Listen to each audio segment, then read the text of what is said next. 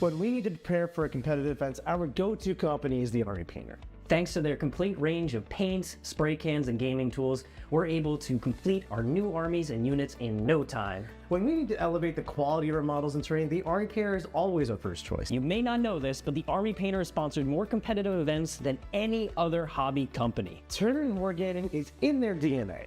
Visit thearmypainter.com to learn more about their amazing products. And use promo code AOWPaints for a 5% discount from your Army Painter purchases. What are you waiting for? Discover the best way to prepare your models for events with the Army Painter today.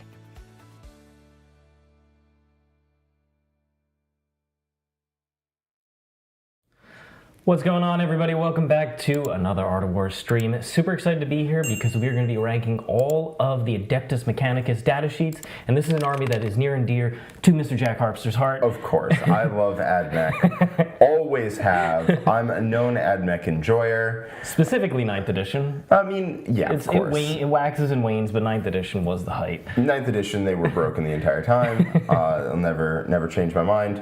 I mean, when they came out, I got the White Dwarf with the opening AdMech stuff in there, and I really liked their aesthetic, and I was like, I'm going to buy this, and then little Jack never had the money for that, obviously. It is one of the most expensive armies, for sure. For sure, but they're definitely cool. They're very 40k, and I'm excited to get into it. So this video, we're going to be ranking every single data sheet in the AdMech Codex. I'm going to be kind of walking through my thought process on, all the experience that I've played many games since the Codex came out. We did a ranking originally when it released, and it was a lot of speculation. It's like, okay, I haven't gotten all this on the table. I haven't played all the different variations. Now I have. I've played pretty much every single unit, and I've tried a lot of different archetypes. So we're going to be ranking them based on that knowledge, and we're going to be basing them internally, inside the Codex. We're not ranking them compared to other things in other armies, so don't worry about that. Yeah, we're not rating them compared to Catan or Raids or Doomstalkers, right? Because that's gonna depress some folks. No, that's not the game plan here. We're rating them if you're taking an AdMech army, which are the best ones in the book. Yep, and AdMech have won, I believe it is 3 GTs in this data slate. So they won their first 3 tournaments in this slate. So things have been getting better. Not consistent or anything like that, but there is some play there, and I've been having a decent amount of success with the Hunter cohort. So it is possible. You have to play at a high level, but I'm going to basically share my knowledge in this video. Yep, and I can promise you can win a tournament somewhere with any army in the game, bar none. Even if you run memes. Even if you run memes, you can do it. It is possible. I'm not saying it's necessarily easy. Or likely. But it is doable. Mm-hmm. And so even with AdMech, doom and gloom is not as helpful. Yeah, and it is still possible to win games. Just recently at the last big UK tournament, AdMech actually made the top 4 cut. Which was quite impressive. So there's been some success out there, so we're going to definitely focus on the positivity in this one. Now, if you haven't been here before, there is going to be, basically, like I said, we're going to go through every single data sheet. I'm going to give my opinions, and we're going to rank them based on, internal balance between the options. Usually, I'm going to try and say which one the best attachment for this unit is, and then I'm going to rank it based on where it fits in the Codex overall. So I'm going to, talk about where it fits, but like, say, for instance, an attachment that buffs only the Kastelon robots, I'm going to, acknowledge that, but at the same time, I'm going to rank it based on its overall position in the Codex, because I think that makes a little more sense for this one. Yeah. Okay, so hope you enjoy this type of content. If you do, please give us a like, subscribe to the channel, and tell your friends about us. All of that massively helps us grow the channel. In addition, if you want more AdMech content, there is actually, right now in the War Room, a brand new 5-part series on the Skitarii Hunter cohort. I also touch on the other detachments and provide lists for them, but it mostly focuses on the Hunter cohort. And if you want to see how to play that army at a high level, which I've been doing in the War Room, you can check out thewarroom.vhx.tv and that 3-day free trial, which will get you access to it. All right. All right, Mr. Jack, let's go over here. So in terms of our rankings, we've got Tournament Staple. This is pretty typical of our different data sheet ranking videos. This is where pretty much every list is going to have at least one of these units. It just fits such a crucial role for the army, it's too hard to ignore. You just can't. Then we have Strong Choice. This is just going to be, you can see it in most lists, it fills a role very well. It's probably one of the better things in that role, and you're not hurting your list ever by running it. And it pretty much can fit into any different type of meta. Then we have the solid choice. It's just a fine data sheets, nothing overly impressive, but if you put in your list, you're not actively hurting yourself, but you're also, there's probably better options somewhere. Niche pick is maybe it has a specific matchup where it's quite useful, or a specific detachment where you can get extra value out of it, but it's probably on the weaker side of the data sheets and probably is not going to fit into a meta list. Yeah, this is not what we're looking for. If you fall in a niche pick, you're lucky if you have like a purpose. More than likely, it's just like bleh. And then there's YGWY for things that are bad enough that we actually wonder why someone would write it that way. Which happens occasionally, and there's a couple in here that is always funny. We didn't go with as funny tier names this time. Sometimes I do the funny ones, but this time a little more serious. But don't worry, it's still funny in heart. Okay. All right. First up, we got Belisarius Cawl. Mr. Belisarius Cawl. So this guy, he is a lone op within 3 of any AdMech unit, kind of like Illuminator Xeris. He's okay in combat. He has an okay gun, not particularly high volume, and he's relatively durable. Doesn't have a 4-up feel no pain like Illuminator, but has a 4-up invul and 2-up save, bunch of wounds. We better stop comparing this codex to Necrons real fast. It's not. Well, that's the closest comparison. Is he's like another chunky character who kind of floats around, is trying to do some buffs. Has like a gun that can chip a model or 2 off. Yeah. So his main thing here is he picks from 3 different auras. Reroll 1s. Okay, then one of the few ways to get rerolls, to hit. Sorry, reroll 1s to hit. Then you have reroll. Is it +1 to leadership and battle shock? +1 leadership, battle shock, and then cover. So last one's pointless. Yeah, in the addition of you have cover all the time, basically. It used to be stealth, and they took that away. So and then he heals himself here. Now, Jack, what would you pay for this? If you were being just raw. Honestly. I mean, he's tough, right? Like, he's toughness 8 with 10 wounds and a 2-up, 4-up. He doesn't really do a lot of damage in combat. He doesn't really do a lot of damage in shooting, but I suppose he could do a little bit. Why is he flat damage with Melta D3? That's weird. Why isn't he D3 damage with Melta 3? I don't know. That's how it's always written. That doesn't matter. He's kind of a do-nothing character with a big stat pile. He moves 6. He's a monster. He doesn't walk through walls. Not the 180 that I know he costs. You damn it! I wish you didn't know the price. You've complained about it way too many times. Okay, fair enough. He's cool. He is cool. He's tough. He is cool. He's the coolest model in AdMech by far, in my opinion. He is tough. His melee attacks are bad. His re-rolling the hit roll thing is why you take him. Re-rolling hit rolls of 1. I don't know, like 140, 150 probably, but you're not going to make me happy about it. I think it has to be like cheaper to be competitive. I honestly think that he is pretty YGWY. I think he's frankly one of the worst data sheets in here for his points. He just kind of doesn't do anything, which is the problem, but he does reroll 1s and he is like a stat stick, just not a great one. But reroll 1s in an army that hits on 4s. It's just like... It's better than hitting on 4s with no rerolls, I'll tell you that. And I'll say the biggest reason that I'm against him is because he encourages you to ball up your army to get everything within 6 to try and get this benefit, and AdMech plays as I spread the board, I have stuff everywhere type of army. It's never really just castling. And you can try that, but it goes against the thing that AdMech does well out of everything else. Hold on, though. He has the solar atomizer. Have you considered that? He does atomize some solar things. That's true. But at the same time, it's not enough. Now, the other thing about him is, like you said, he doesn't have infantry, so he's still stuck as a monster, so he's not as mobile getting up the board either, unfortunately. So I frankly don't think he has a real purpose. I think for him to be an aura and want you to ball up, it has to be a really strong aura. I don't think it's a strong enough aura, and I don't think he fits at all with AdMech's current playstyle. I think he actively goes against what you should be doing. The other thing is he doesn't help the best data sheet in this book. The chickens? The Breachers. Oh, the Breachers? Okay. Because they have full rerolls to hit. Yeah. They will. No, I don't see any reason to take him, and units really have to jump off the page and like justify themselves to me for me to want to take them, and this just... I read the data sheet and I'm like, surely there's something else there. At 100, 110 points, okay, then I would think about taking, because he's cheap enough to just kind of hang around as, he's like 2 chickens tied together and he's just a body. Listen, I think with his stat line, he's a bit, unfortunately, like, either he's like 100 points and wildly undercosted because his toughness and all that is just like out of whack, but his support abilities don't do anything. Yeah. I think 120 would be fine for him, but 180 is a joke. Yeah, I think he should be worth 180, like you're saying, but you need to give him the rules that fit that. Yeah, like I understand. You can't give him an aura of like reroll hits. That is army warping, and you either end up with an army that is useless if you don't take call, and broken if you do. Right, like it's either an army where if you take call, it does what it should do and it's balanced, and if you don't take call, it's garbage, and we don't want that, right? And we also don't want that. We also don't want that. So like you can't give him something like that, but like there has to be some kind of buff that he gives. Maybe he picks a vehicle and they get reroll hits or something, and then his guns and melee need to do a lot more. Like I really think that would have been a way to do it. Like he moves 8. His gun is flat 3 shots, D6 damage Melta 3. His Onasine Axe becomes damage 3, and he picks a vehicle or himself, and they reroll hits or something. I don't know, something in that effect. It needs to be better. In addition to the reroll 1 aura. Yeah. Like his healing D3 is cute, but he needs an ability that actually does something.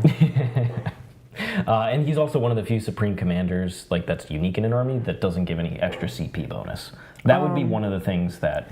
Yeah, if they gave the CP, that's not actually that unique. It's actually pretty rare that you get a guy who just hands you a CP for no reason.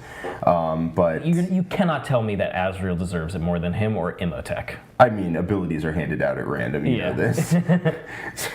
But those are like the 2 that get it. Them and Cawl, or not Cawl. No, you have the guard character. The guard character. Yeah, there's like 4. Come on, Belisarius Cawl. Yeah, I mean every character in their codex is super cool. I wish he did more. I wish he just did more. I'm sorry, Belisarius, I love you so much. Yeah, it's unfortunate. Okay, Tech Priest Dominus. His big benefit is he gives 5 of Pheno Pain to the unit that he joins. He can join the basic Skitarii, he can join the priests, and then he can join the Kataphrons. Or if he joins the priests, their 5-up becomes a 4-up, which is cute. Yep. They have 1 wound each, right? 1 wound each. If they were 2 wounds, good. yeah. 4-up Pheno Pain on 2 wounds. As we see with Arcoflagellants, that's legit good. But he's a 75-point character for context. If you ever feel useless, just keep in mind that the Tech Priest Dominus data spike ability exists. The data spike. I've never used it a single time. Yeah. At the start of the fight phase, you pick a vehicle unit in engaged range, and on a 4-up, so it not only has to be Tuesday, but your opponent's name has to be Dave, that enemy unit suffers D6 mortal wounds until the end of the phase. Melee, the weapon skill characteristic equipped by that enemy unit is reduced by 1. Yeah. I'm not a big fan of that. He's the most expensive of the little characters too. Are there enhancements only he can take? No. That's just garbage. You can take the other ones. Yeah, he is. So 5 of Pheno Pain on Breachers, you're like, okay, it's a 3-wound model, it's T7. Oh, he does give it to Breachers. That is cool. However, he's competing with a character who's 20 points less that does better for offense and a good defensive buff as well, which is the Manipulus. I frankly think he basically has no role whatsoever. The 5-up is not enough to keep your Breachers alive, as we've seen, because they have a 6-up invuln with him. 6-up invuln, 5 of Pheno Pain. It just isn't cutting it against any of the modern armies. So because he doesn't give an offensive buff to the unit, like Jack said, Data Spike is totally useless. I also think that he is basically abysmal. But you know who isn't useless at all? Yeah. Who's actually amazing? Grokvar!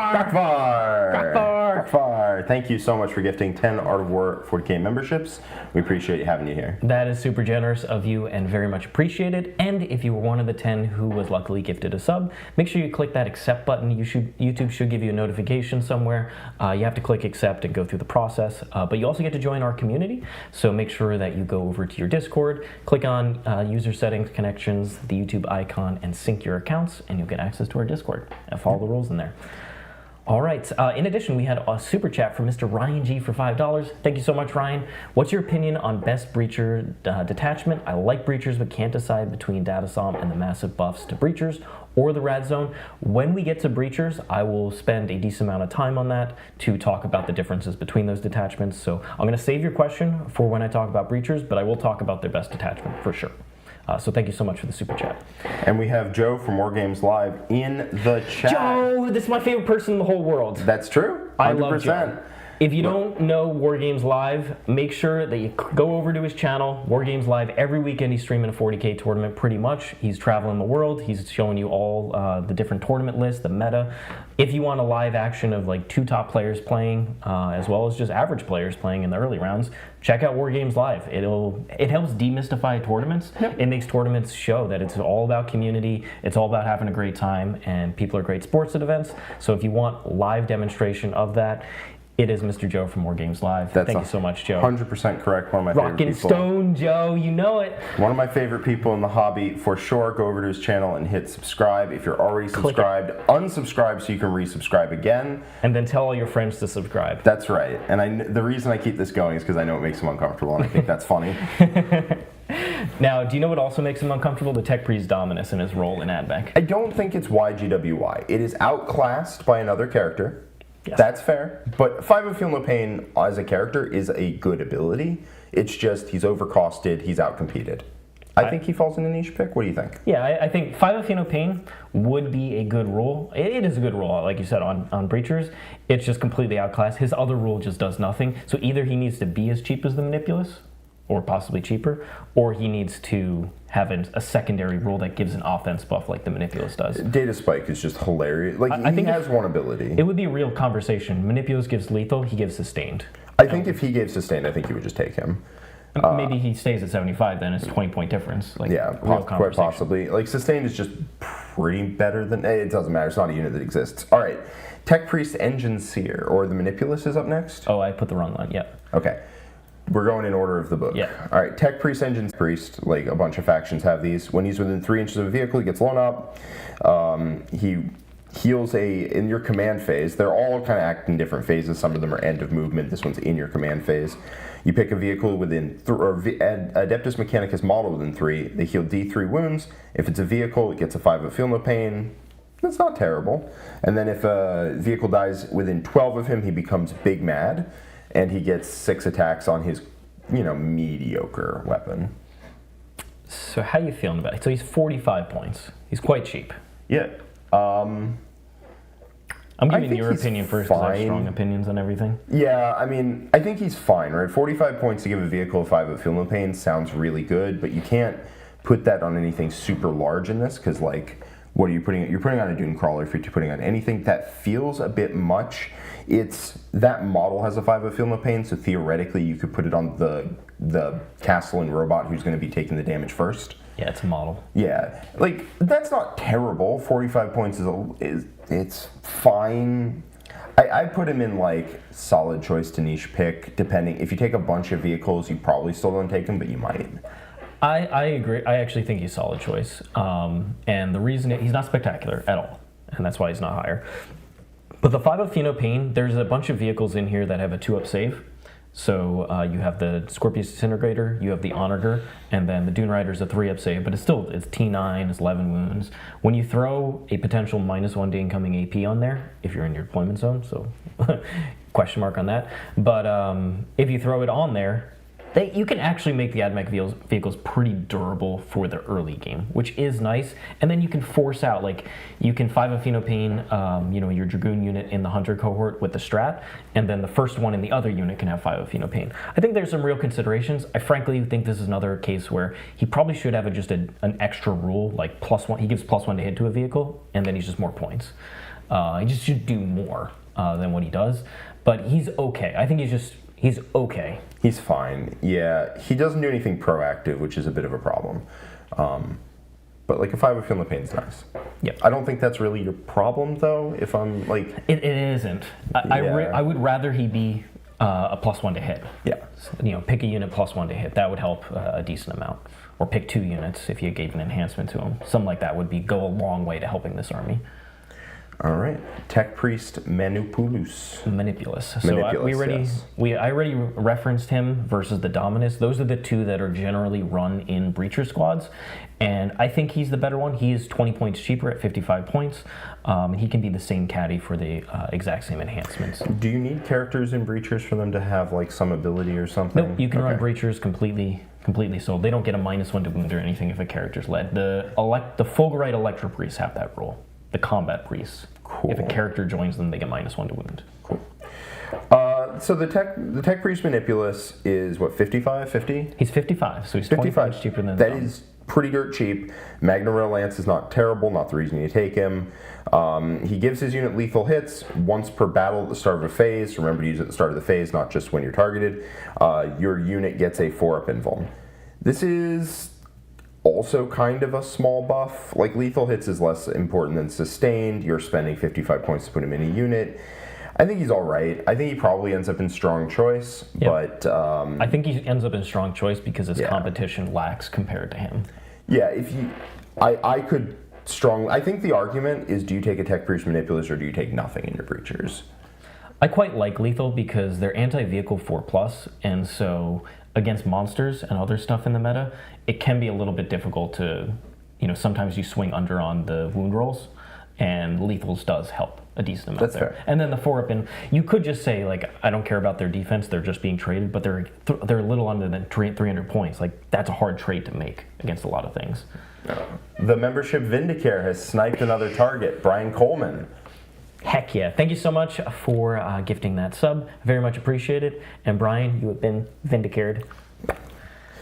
Yeah, I think he's fine. I think he's all right. Like, I'm not super enthused about it, but, like, he's cheap, and that's nice. I think he's, in the context of AdMech, he's a strong choice because he outclasses the other tech priests by a decent margin in terms of buffing breachers, which is mostly what we're talking about for these characters, or at least the Dominus and Manipulus. All right, the Technoarcheologist. The Red Rum gifted 5 Artifor 40k memberships. Keep the train going. Thank you so much, Red Rum. Very much appreciate your support. I know you're a big old fan of the AdMech yourself, and hope you enjoyed the masterclass in the War Room. All right, so the Technoarcheologist gives +1 OC to his unit, gives a 12-inch no-go zone for deep strikers, which is pretty dope, and then has other rules that don't matter. Yeah, I mean, he's here for a 12-inch no-go zone. How many points is he? 45. That's cheap enough where I would take 1 or 2. I'm not really feeling it past that. I like how we have the 1 in every. That's actually pretty funny. I don't think that's happened before. He's cheap. He has a 12-inch no deep strikey zone, which keeps people in front of you, forces them to run through your chickens instead of trying to deep strike behind the chickens and dealing with your soft underbelly. So when I first, nice. I believe if you go back to the original review, I didn't actually go back before and look at where I had ranked things, but I don't believe he was ranked as highly. He was probably in the middle to upper middle, but he definitely wasn't Tournament staple, I would say. And it was because I hadn't put him on the table too many times, and the meta was different. You have to think about it, is since the book came out, Necron's hypercrypt all over the place. Demons got stronger. Grey Knights got stronger.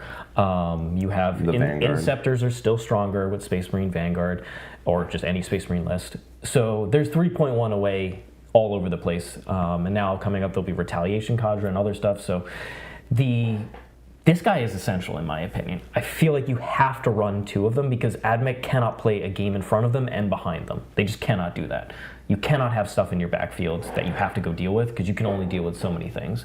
So I think he's essential for every single list archetype that you can run for AdMech, and I would run 2 minimum, and I'm going to be running 3 this weekend at the Tampa Teams event. Spoilers, so if you're going there, expect my triple Technoarcheologist. They won't know what to do. Now, in addition, he's amazing in the veteran cohort, not only because he's the 12-inch no-go zone, but because the +1 OC is very impactful when you have a unit that can be -1 OC to enemies within 3. That's not a vehicle. So the unit itself is 30 OC, -1 OC. There's no objective in the world that you can't contest with this unit. Yeah, what are the OC3, your opponent's -1? Yeah. Yeah, no, there's just, you put 30 on until your opponent, they're -1 a model. Yeah. And even if they can like chip away some of the unit, you're like, okay, 3 models are still left. That's 9 OC plus the characters 2 more. It's fine. I'm good. And in other matchups, you just leave him unattached and hold him in the backfield. Exactly. And if you play against Tyranids, this is one of the best anti-Tyranid tech, not only because it blocks the Spore Mines, but because if you get battle shocked, you're still +1 OC. You go to 0, then you +1 OC, so you still control the objectives. And they're like, I'm trying to give you a 0 on primary. Like, you're not gonna. Yeah. You're just not. I think he's amazing. Okay. Yeah, I can definitely see it. I mean, he's cheap, and that's great. If these rules were costed any amount more, suddenly you would see 0, but like, at cheap, then that's awesome. I like veteran cohort better than hunter cohort personally. That's why I keep referring to it. But I dream of the old veteran cohort. Yeah, me too. But they're not good dreams. They're sad dreams. They're nightmarish. They're bad. All right, the Sydonian Skatros. Oh boy. So I want to take a look at this guy without going, oh man, and then like writing him off, and then at the end we can write him off. Okay. So he is a lone op, which I think is his strongest. How many points is he? Just give it. No. Read the. Okay. I don't want to give it to you yet. So he's a lone op, which is he the only lone op in the book that isn't conditional? Yes. Okay. That is in itself a reason to take a model. If you have a lone op in your army, you can do things that you can't do without it. I want to say that straight up. He has stealth, which doesn't matter. In your shooting phase, you can shoot a unit.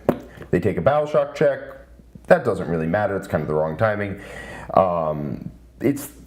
It won't not matter. You can shoot someone and force them to take a battle shock, and then they can't do their defensive strats against AdMech, I suppose, where it kind of feels like every enemy has their defensive strats already baked in. Each time this model makes an attack with a Radium Jazzail that targets an infantry unit, you reroll the wound roll. Okay, so here's the thing. None of that matters. The only two words that matter on his datasheet is lone operative. Now, this ordinarily, like if this were a Xenos army, you could actually theoretically take this guy literally just for lone op. Right? You get to hold an objective in the open, your opponent has to walk near you, you play into guard, that's just your objective. Right? Like, lone operative is incredibly powerful in 40k, and even having it on a terrible platform like this guy, the little stilt boy things, is very strong. But the thing is, you're not a Xenos army. You are an Imperium army. An Imperium army has access to good lone ops for everybody. That's the assassins. The only reason I would consider taking a Sydonian Skatros, and I really legitimately would, is if you're playing in a team event and somebody else has your agents.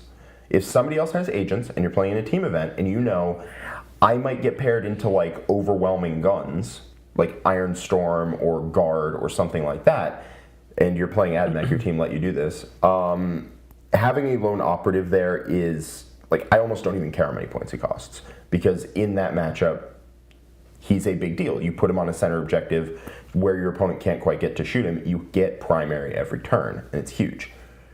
Now, that being said, that is literally the time you would take him, is if you were physically incapable of taking agents of the Imperium.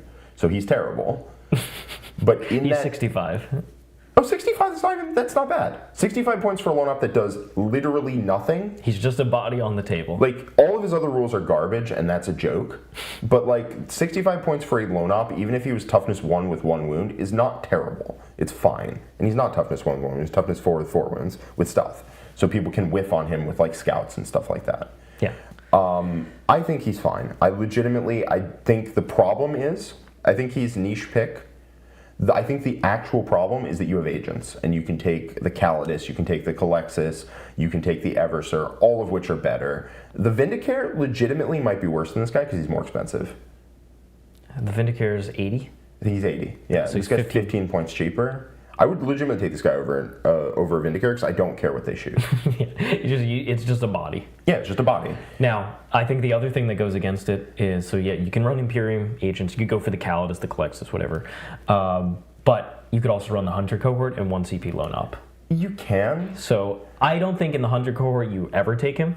He's just a waste of points, in my opinion. You can double it up, though. You can have one on one objective, one on another, and then you can be like, oh, it could be anywhere. It's too hard to loan up multiple. Like, your home objective is fine. Yeah. Because you can sticky objectives in this faction, too.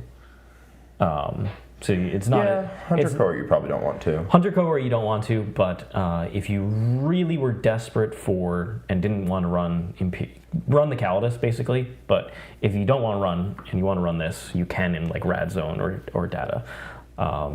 But AdMech has a lot of stuff, and I just haven't cared about that. That's fair. I think the time you would take it is either you have a list you like that is 65 points remaining you want to loan up, in which case he is significantly cheaper than the Assassins. Like, I was anticipating being like 80 or 90 for the laughs he's received, but like... No, it's his data sheet rule, which is just like, why? It's garbage. Who cares? Like, he has no rules. But he is loan up. Yep. And that is good enough for a not YGWY, in my opinion, at 65 points. No, we can put him at niche pick. I mean, he does fill a role. It is not what you want. He doesn't do anything. He doesn't synergize with the army at all. But he is a body. He's just a body that's annoying to interact with, and that's it. Yep, and like all of those other rules don't exist, and that's fine. Maybe once in a blue moon it'll matter, but it won't. In Rad Zone, he's actually a good caddy for the radial suffusion, the extended range on the Rad bombardment, because he's never going to be used at all in the game. He's just going to sit there. Yep. But Lone Op, I want to emphasize, Lone Op is a broken rule in 40k, so even if it's on a platform that doesn't do anything else, it's really good. It is a great rule. Forces your opponent to do something. I think if you didn't have access to agents, I would put him in solid choice. Maybe even strong choice, but you do have access to agents. And Hunter Cohort. And Hunter Cohort. So screw this nerd. His rule needs to do something. It needs to do something. All right, we've got the Skitarii Marshal now. Okay, when he's leading a unit, you reroll hits. Hot. He doesn't lead units, but like he leads Rangers and Vanguard. But like reroll hits, man, that's pretty hot. And he gives you not a free strat. I've almost said a free strat, but he gives you a double strat, which is much worse. Yes, and also the one detachment where he is mandatory. Well, not mandatory, but you want to run him because he accesses the enhancements, which is the Hunter Cohort. All the strats are strategic ploy and not battle tactic. So in the detachment where in the only detachment where you do think about running him, he is not able to use that rule. Does this in any way turn a unit of Vanguard or Rangers into a unit that does damage? So even if you give a unit of Rangers or Vanguard 4 rerolls to hit, right? They pop out of a transport. The transport shoots the target, gives them reroll wounds. Oh my god. Even at that point, spending over 200 points on this combo, it still will kill like 2 Blade Guard. Maybe. Yep. All right, he's trash then. And he's not trash. But he can't use the strat on anything. He's not trash though because he's a caddy in the Hunter Cohort for the enhancements, and the enhancements are good. Okay. And that is his only purpose in the entire codex is because the enhancements are actually good in Hunter Cohort. Right. I'm going to give myself a pass on that one because it wasn't anything on his data sheet that made him His data sheet is terrible. It's terrible. You're like 4 rerolls to hit. AdMech have rerolls, and you're like, don't worry, it's on the guns that do literally 0. It's shocking how little they do. And I've tried many times to try and get an ounce of damage out of that combo, and Kyria Draxus by herself outperforms multiple squads. I'm not even joking. Yeah, no, if you could put the Marshal and Draxus in the same unit, Draxus would be gaming. Yeah, and I would do Rerolling that. hits, rerolling wounds, you just can't do it. The Lord Inquisitor requisitioned this Marshal for her unit. So I think he's a strong choice, and specifically in Hunter Cohort because of the enhancements. So you can get Scout Infiltrate on a unit of Vanguard with him. You could get Redeploy for 3 infantry units, knowing who's going first. You can get a Shoot and Scoot back into a transport for Battlesphere Uplink, also helps you get around Overwatch. And you can also get, the other enhancement doesn't matter because it lets you pick a unit and it gets both parts of the army rule. Don't worry, that will never matter ever because the army rule is terrible. And so he has 3 good enhancement options, and they're all worth running, in my opinion. You don't have to run them, but they're all good enough that he's solid enough because of that. You know what I'm excited for?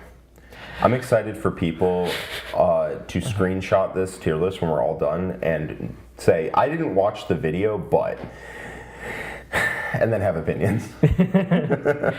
That it happens every time. Don't worry. Yeah. Guaranteed that'll happen. All right, so we got the Cybernetica Datasmith. The Kastelon robots are not next. I just jumped way ahead to the Datasmith because it's the last character. Oh, okay. Yeah. Don't worry. We'll get to them when we get to them. Actually, put the Datasmith with them. We'll just go through the troops next. Oh, you want me to bring the Datasmith down there? Yeah. Okay. We'll get to them when we get to the robots. They basically are hand in hand. Like you can't talk about one without the other. All right, we got Rangers and we got Vanguard. Okay, Rangers are first here. Rangers Scout 6, which is dope. OC2. Battle line. Battle line. Their durability is not that bad. It's not good, but like it's tough. It's annoying to get through 10 of them quickly. They have an invuln.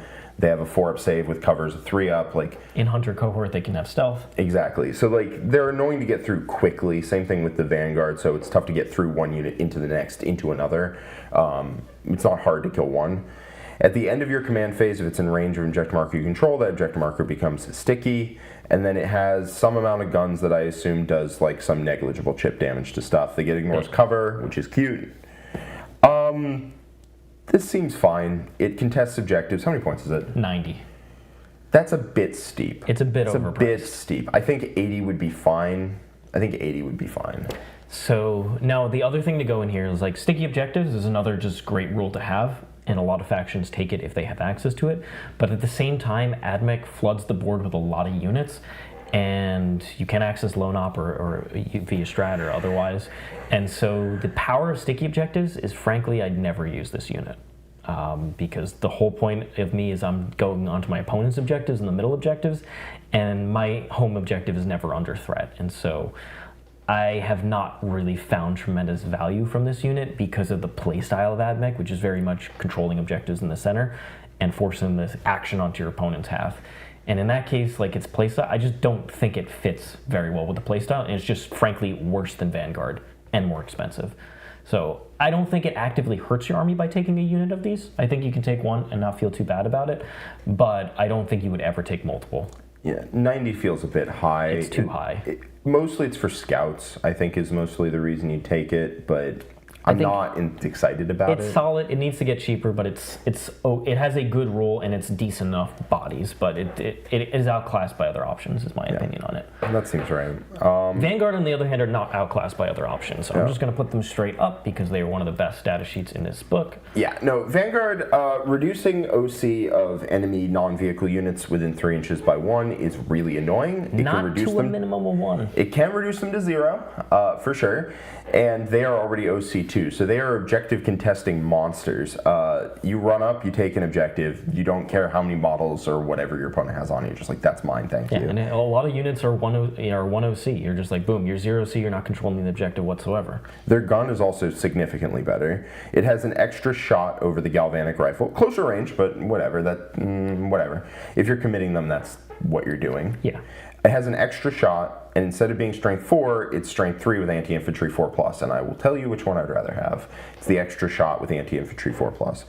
And you have a bunch of other guns that are alright. You'll do more damage than Rangers. You can test objectives better. You're exactly the same durability, which is like annoying to deal with. How many points are these guys? 80. So they're 10 cheaper than... They're cheaper than the Rangers. They're 10 points cheaper than Rangers. Exciting. I think they could still stand to go down like 5, but I don't really think so. I don't think you need to have a million of these as like a game designer. I'm happy with them at 80, frankly. Yeah. I would, like I said, I'd rather like a buff to the army roll or something, make them just more make them do a modicum of damage. I don't want to kill God, I just want to kill a thing. Maybe Tau Breachers and Skitarii Vanguard can meet in the middle. Yes. And that would be ideal. Yeah, the Tau Breachers don't need to kill an entire Custodian Guardian in every time they shoot, maybe, and Vanguard might want to kill a model every time they shoot. So, I would hope. Yeah, give them AP1 on their Radium carbines. I think that'd be fine. Yeah. So obviously, I'm very much ranking them based on their control of objectives, which is a huge part of how AdMech plays, which is contesting your opponent's primary every single turn. They are amazing at it, and that is why I value them so highly. Like Jack mentioned, they're basically going to do no damage. They'll chip a model or 2 at most, but they're not there to do that. They're there specifically about the objective control and keeping your primary safe as well.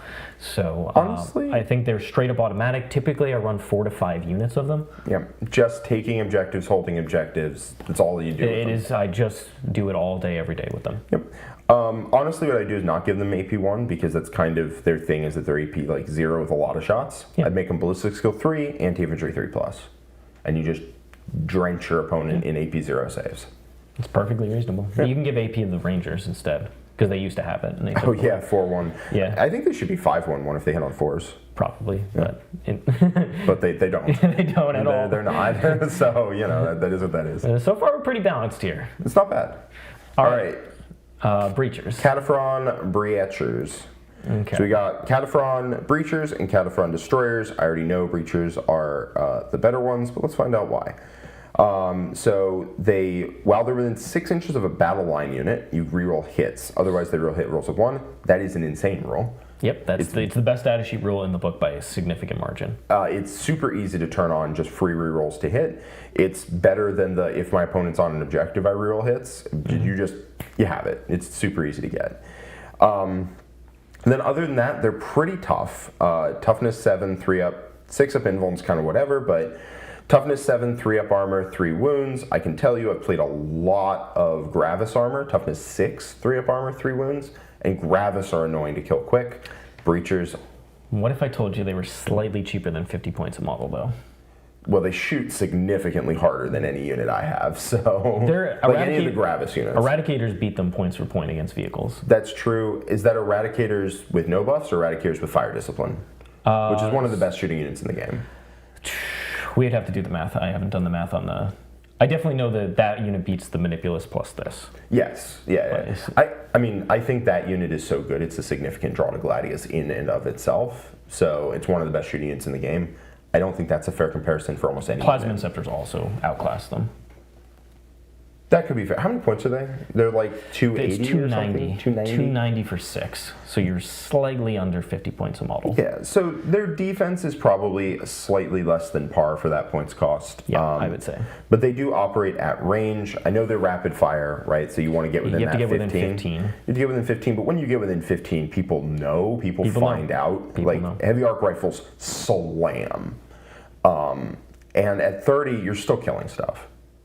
Like, 12 shots, reroll hits, lethal hits. It's hard to commit them at 12, I've found, is because you're not really getting the guaranteed damage that you want. You're not necessarily killing something, and then they die so easily in return, is what I found. So I wait. I have to wait till my opponent comes up. You then walk up within 15. Yeah. I think there's definitely room to, like, peek an angle, take a 30-inch range shot, and your opponent's not really equipped to hit you back with very much. But that's not something you can count on.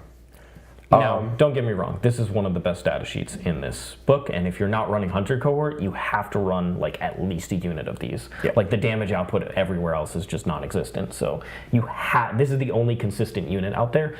It's not like the best shooting unit in the game, but it is the best that AdMech has by like a significant margin. Also, it's Overwatch when your opponent closes to within 15 is pretty brutal. Especially the Rad Zone one, where you can get sustained 1 as the enhancement on the character. And I'll tell you what, Canis Rex took like 18 saves on Overwatch. I have no doubt. That unit is brutal on Overwatch. If your opponent closes to within 15, like they want to like deal with the unit or something, and you fire 24 shots? Yes. 24 shots, full rerolls to hit, lethal, and sustained, anti-vehicle 4+, you just kill people. You do kill the unit. I have been on the receiving end of a Kataphron Breacher Overwatch. It is vile. The only one of the biggest downsides about them, besides the defense, is the fact that they're just AP2. So in some detachments, you are just kind of really out of luck against Armor of Contempt 2-up save, where you're just giving them 2-up saves. However, there is the Datasom Conclave, and this is the question that was asked previously. Which one is better, Radzone or Datasom Conclave? If you want to use multiple of them as your primary shooting, I think that I prefer the Conclave because you can get to AP3 in half range, and you already want to get in half range. So AP3 in half range at least means 2-up Armor of Contempt takes 3-ups, and that's a big, big difference. Yeah, if you can just drench them in damage 3 saves to take 3-ups against, they'll still die. And then you could buff their combat 2 in that detachment if you wanted to, and you can give them fight first. So if your opponent tries to close and tie you up, you can at least punch first. So I think they're both detachments, Radzone and Conclave, buff them for different reasons. Radzone buffs them because you get access to the 2 enhancements that are very good. Which is the Sustained 1 and the Peerless Eradicator, I believe what it's called, which is very strong on them. On the other hand, you get a better detachment roll for them in the Conclave. So I think both are viable. Both are going to run probably 2 Breacher squads, maybe even a third one, but probably 2. Yeah. Yeah, for sure. And I will say, like, their defense is below par for their points cost, but that does not mean your opponent can just sweep them to the side. They have to actually dedicate a real resource to them. Yes, they have to dedicate a real resource. If it's not a real resource, they won't do much. Yeah, and if you have multiples of them, it can be tough to get through one into the next, especially if you pop that 4-up invuln, and then it becomes very tough to get through one into another one. So if you have like 2 or 3 units, then your opponent hard commits and manages to burn 1 down. The other 2 are going to like maybe lose 1 off another. Those 2 just open up and shoot your opponent again. Yeah. Now they can't fall back and do things, so you have to be very careful with them. This is why being proactive and tying your opponent up before they can tag your breachers is critical. When you commit them, you also have to have the front layer on, I'm just going to tie up my opponent so they can't tag the breachers. Yeah, that's what the Vanguard's for. Vanguard, infiltrating units, yeah, there's a variety of Dragoons, all are good at that. Okay, now we've got the younger brother of the Breacher. Well, they don't have a melee weapon, which is not a great start. I mean, they do technically, but no, they don't. They have, every time you target this unit with Fire Overwatch, they hit on 5s, but they don't reroll hits, so actually the Breachers shoot harder on Overwatch than they do. Yes, by a significant margin. Yeah, which is not ideal. It's closer. It's 11 out of 36 versus 12 out of 36. That's a better gun. But a better gun means you're going to hit harder on Overwatch.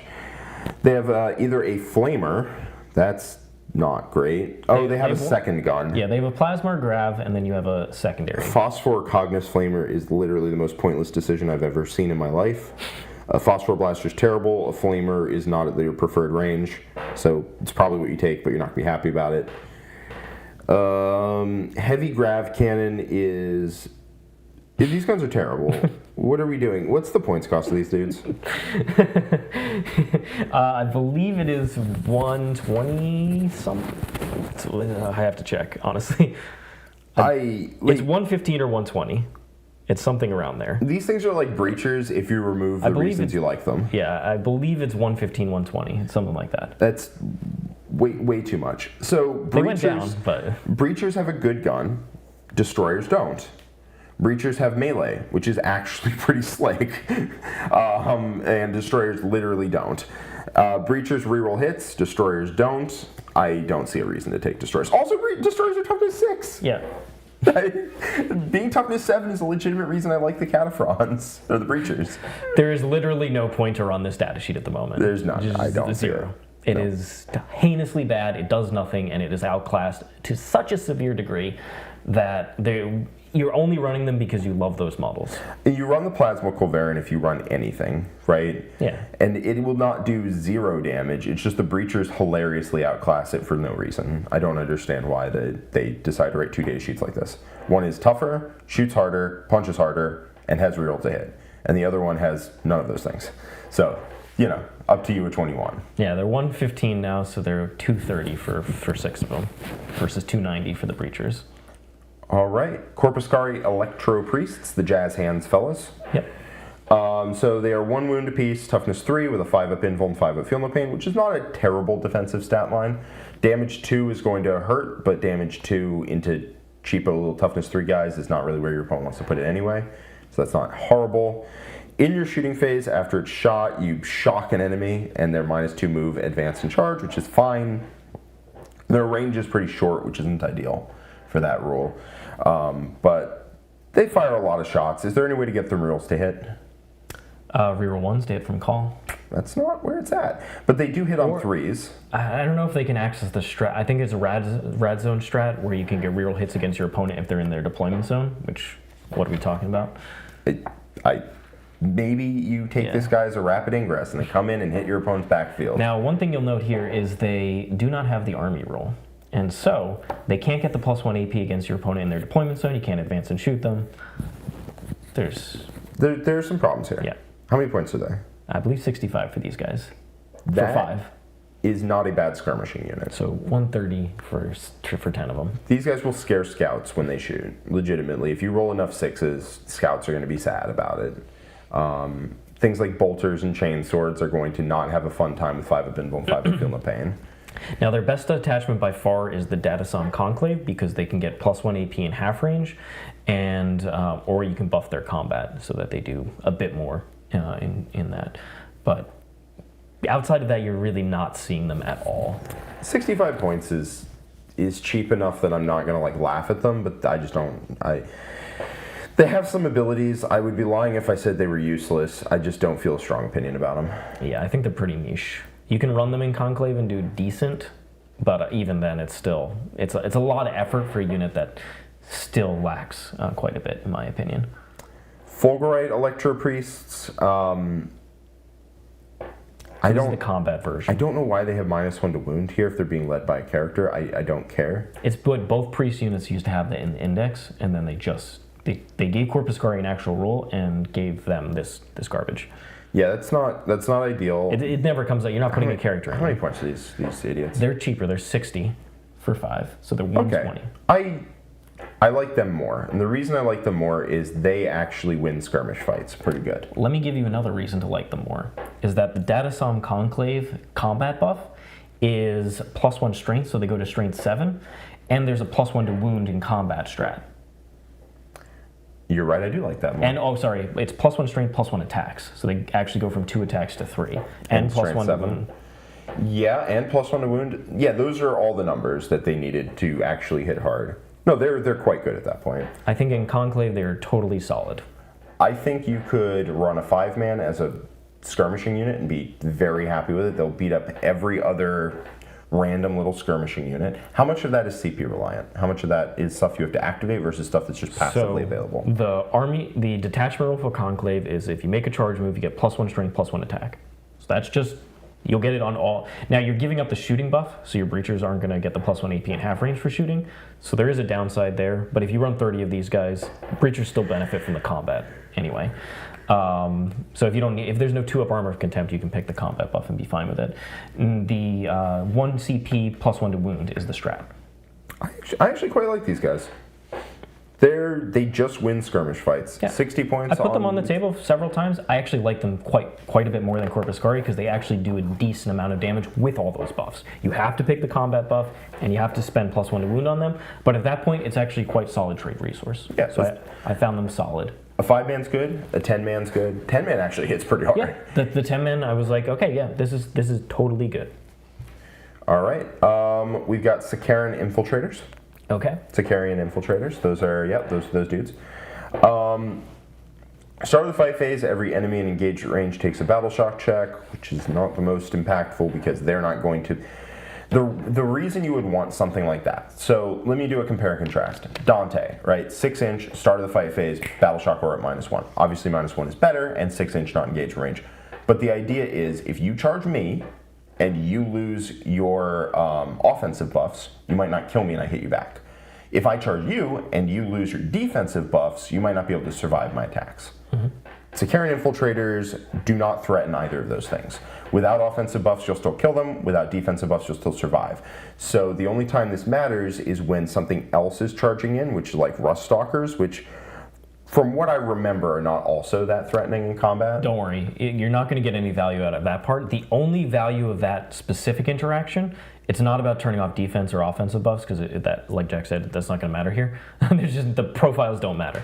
However, them charging to get onto an objective, to like, if they have to be able to contest your objective but have to make a charge, if you force them to charge into them, then they take the battle shock test at -. So I did this to Nick. I played against his sisters, and if he wanted to get onto this objective, he's like, all right, I got secure no man's land, I got to get on this objective, and well, I can't just advance there because I'm move blocked around, so I have to come around, I got to make a charge. All right, I'll charge him. Okay, I failed the battle shock test, 0 OC, I don't control it, it sucks. Can't he just miracle die in the pass? For battle shocks? Yeah. I don't know if he can do that. I'm pretty sure he can. He might not have had enough consistent ones. I don't know, but who knows? He definitely failed a battle shock test. Yeah, it got him. I feel like that's way too niche, and then this unit doesn't want to do anything. That's why I gave the example, because when is it? It's only coming up in that specific scenario. Also, most of the time, if they charge you in a battle shock, they're just going to like sadly stab you to death, and they'll be okay with it. It's more of them going to OC 0, but like that's the only possible thing. Now they infiltrate, which is a good rule, and in Hunter cohort you can have the Veiled Hunter redeploy, so you can start them on the 9 inches from your opponent's deployment zone. If you go second, redeploy them back. They do reduce battle shocks and leadership checks your opponent by 1 or by 2 if they're within range of a battle line unit, which is good combo with their ability, but I don't think forcing battle shocks is that impactful in AdMech. Am I wrong about that? There's no Tyranid style buffs here. There's a bunch of ways to do a battle shock test and to manipulate it, but not any benefit from doing so, really. Yeah, they infiltrate. How many points are they? 70. 70 for 5? Yep. Okay, I'm not against it. Infiltrators are dope. If their rules come up at any point in time, I'm going to do a little jig, but I don't care. Yep. It's just infiltrate on the body is fine. So this is the only way to infiltrate outside of the Hunter cohort, where you can have the Clandestine Infiltrator enhancement on a unit of Vanguard with the Marshal inside. So I think just being able to move block your opponent early is a big deal for AdMech, and I value them highly in the detachments because of that rule. Also, if you run into stuff like World Leaders or Votan, it's going to be very rough for you if they go first, scout move into the middle, and then just pile driver. You can't get them off you in time. Yeah. Especially Votan, if they just park in the middle of the board and exchange broadsides with you, like your a Napoleonic Don't war. worry, there's no broadside coming from this end. No, it's like if you're Napoleonic war ships just like going along, just firing broadsides into each other, you're going to die first. We're firing the famous aquabus. That's right. So you have to keep that off of you early. Yes, that's where their value comes from. Is once again, it's movement value. It's not damage value. All right, Ruststalkers, Rooststickers. They have fallen from the great heights of the veteran cohort days. They used to cut you up real bad. Almost anything in the game. Yeah. +1 to advance and charge rolls, and then when they're within 6 inches of battle line unit, they get +2 advance and charge rolls. Can you advance and charge? Hunter cohort, 1 CP. Okay, all right. We're gaming. +2 advance, +2 charge. Yep. They move 8, so they are fast. I know... Is there a way to buff their damage? You can give them +1 AP for 2 CP if you pick another target. What? In Hunter 2 CP? 2 CP. It's the Tau strat, but worse because there's a bunch of qualifiers and it's 2 CP. No, it's the Black Templar strat, but worse because there's a bunch of qualifiers. The Black Templar strat is 1 CP +1 AP. Yeah, no. Done. But like focus fire for Tau is pick 2 units, 1 CP, pick a target, +1 AP against it in shooting. Yeah. This one you can do shooting or combat, but it's 2 CP and you have to, it's on these weapons. How many points do they before I give my opinion? They're the same exact points as Infiltrator, 70. Okay. 70 you said? 70 for 5. I don't hate them. They are good skirmish units. They do skirmish unit stuff. 5-man units sprinting at top speed around the board, cutting like scouts or Kasserkin to pieces is perfectly the only thing this army actually kills, though, is T3 bodies already. Yeah, there was a lot of me being like, oh, this cheap unit that doesn't do anything is good because it has bodies. And it is. Like, I do think there are real armies out there that would take Ruststalkers or Infiltrators or Fulgurites or Corpuscarii, but they wouldn't take them as their entire army. They would take them as like a little 300-point package of skirmish units that would run around and do stuff. And that's because they have real units that can do the heavy lifting. Yeah. Like, they have the luxury of being able to take cheap stuff because they already have a good core. Like, that doesn't make these units bad, but like, if all you have is... It's like how in the Demon thing a week ago, right? We did this exact same thing. We did Tier List for Demons. In the Demon one, there's a billion units that are like slightly distinct from each other in slight ways, run around, and are fine at holding objectives or whatever and scoring secondaries. Yeah. There's a billion units like that skirmish or hold objectives or whatever, but that does not an army make. They're a decent unit, right? Yeah. Like, Fleshhounds are a good unit. I think Ruststalkers are a good unit. The problem is if your entire army is 70-point nonsense boys that kill toughness 3... Struggle when you see anything else. You can say they're all good units at doing that job, but at some point there are no more job openings for that job.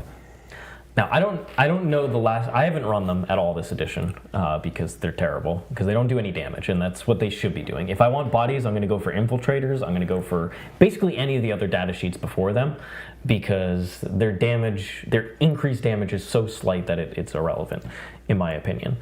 For me, it's mostly the fact that they're faster.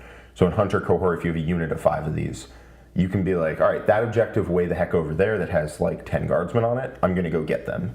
Whereas other stuff might not be able to do it. Infiltrators get to start in mid-board, but they might not be near their target. I agree it's worse than Infiltrators, it's worse than a lot of this stuff, but they're not useless. I think they're niche, because nobody ever runs them. Like, I love them, I love this unit, I have all the models, but they need to actually do a modicum amount of damage in combat. They need to be a combat unit, and they're not. They're a body unit, and there's too much redundancy, and these are bodies. We've got a super chat here from Mr. Redrum.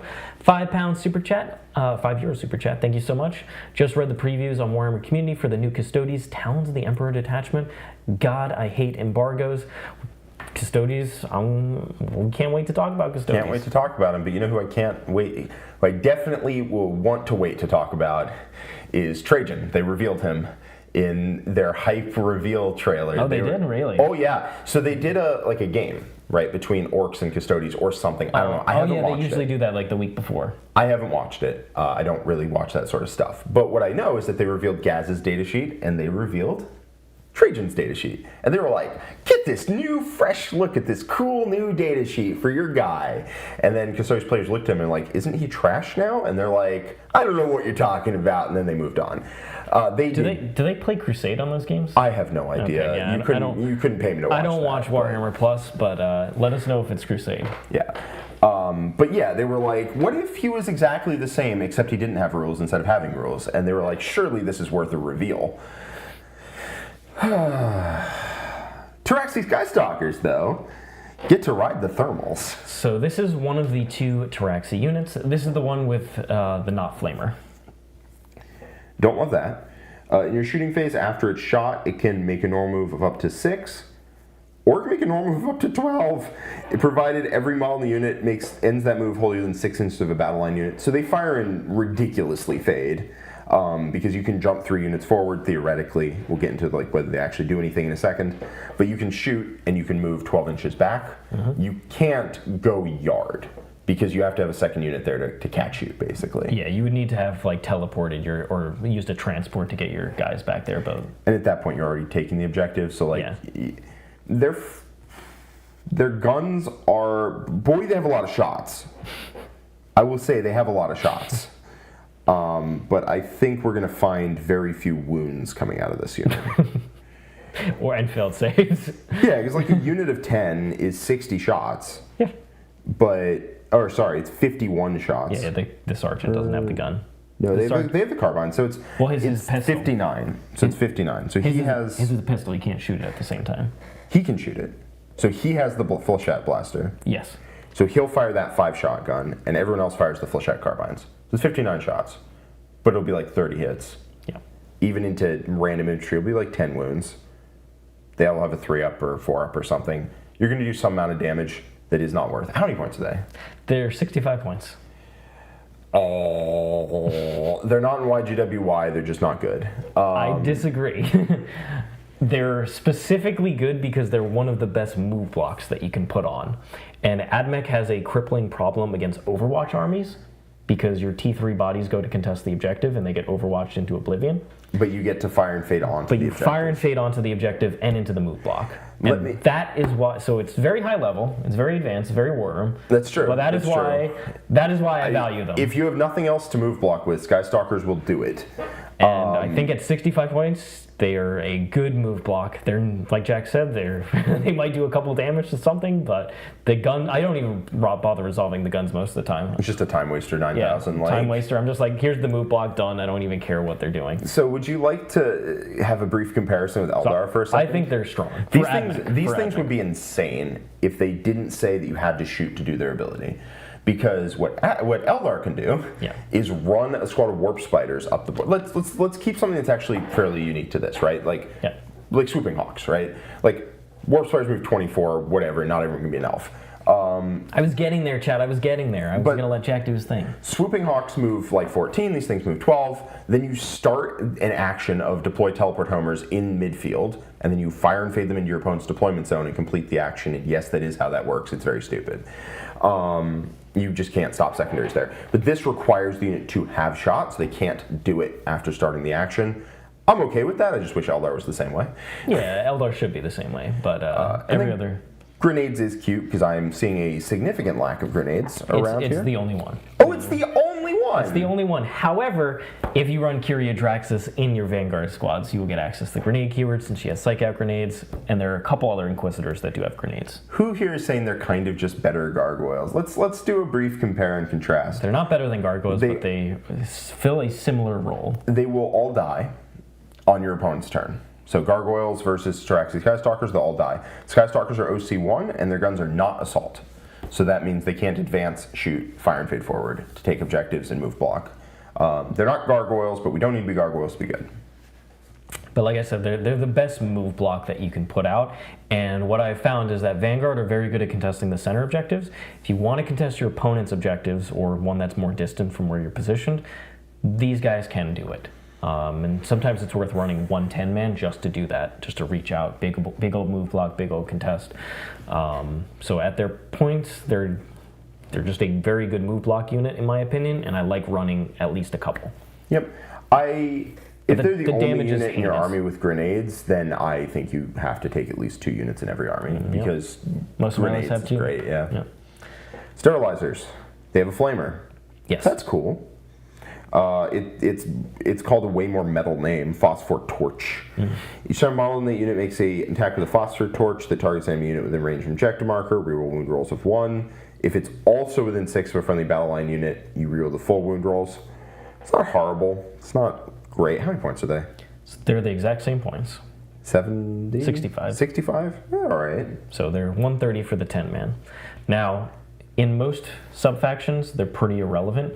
In Hunter Cohort, they get significantly better. And the reason is that you can use a +1 to wound strat on them if the opponent's unit isn't within 6 of anything else, any of the enemy units. So if it's isolated. And you can use +1 AP, the +1 AP strat on them. So if they shoot at the enemy deployment zone and use the +1 AP strat, And it's a Tuesday. And it's a Tuesday, so if they jump through a bunch of hoops, you can get some decent amount of damage. They're pretty good on Overwatch. They're good to come in rapid ingress, Overwatch a charge or something like that, and you can lone off them in the Hunter Cohort, which is pretty decent. They're 2 wounds apiece. You can throw the 5 of Phenopane on there, make them more annoying to chew through. So I have found, I know Alex from Australia is a little more high on the Sterilizers. He likes running like 30 of them. I have found that it's very hard to get your opponent not to put one unit within 6 of another. So you never use +1 to wound. I've never been able to use it against anybody. And then the +1 EP is so expensive at 2 CP that I really don't use it as much. So I typically run 1 unit. It blows up trash units, it can screen your backfield, go back into reserve. In Hunter Cohort, I think it's actually quite good there. But I don't like spamming them because they're not a damage dealer. Again, they're kind of in the same realm as a lot of this other stuff where it's like, they'll kill light infantry. This is my like, book. Cool.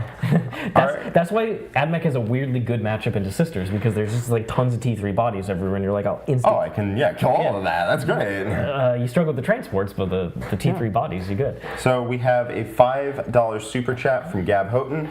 Greetings, Siegs. Tech Priest, World Champion of 9th. Task in 1 paragraph, propose your ideal fix to Cogboys. Horde army is out of control.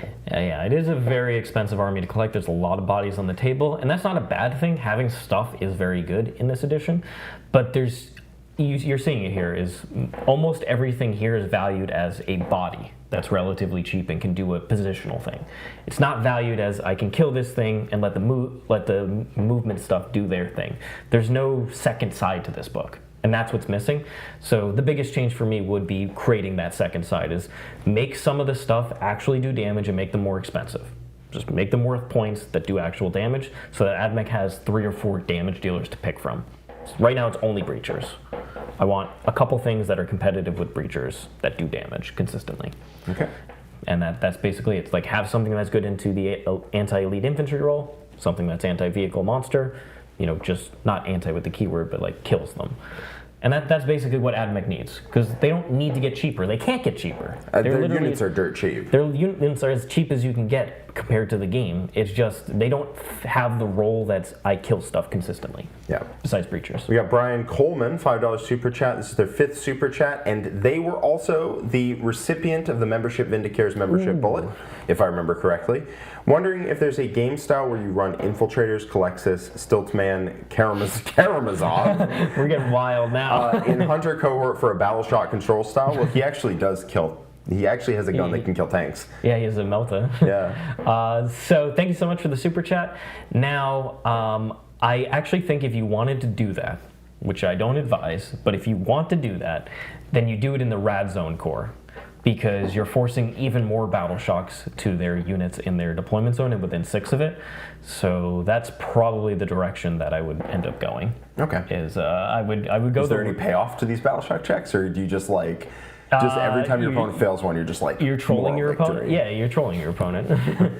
But that's the problem is, in Tyranids, you can build the battle shocks such that your army gets better because your opponent has battle shock units.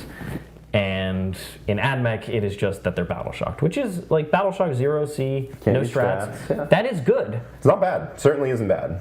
And it would be very impactful if you had things that then were like, okay, now you don't have your defensive buffs, I'm going to still kill you.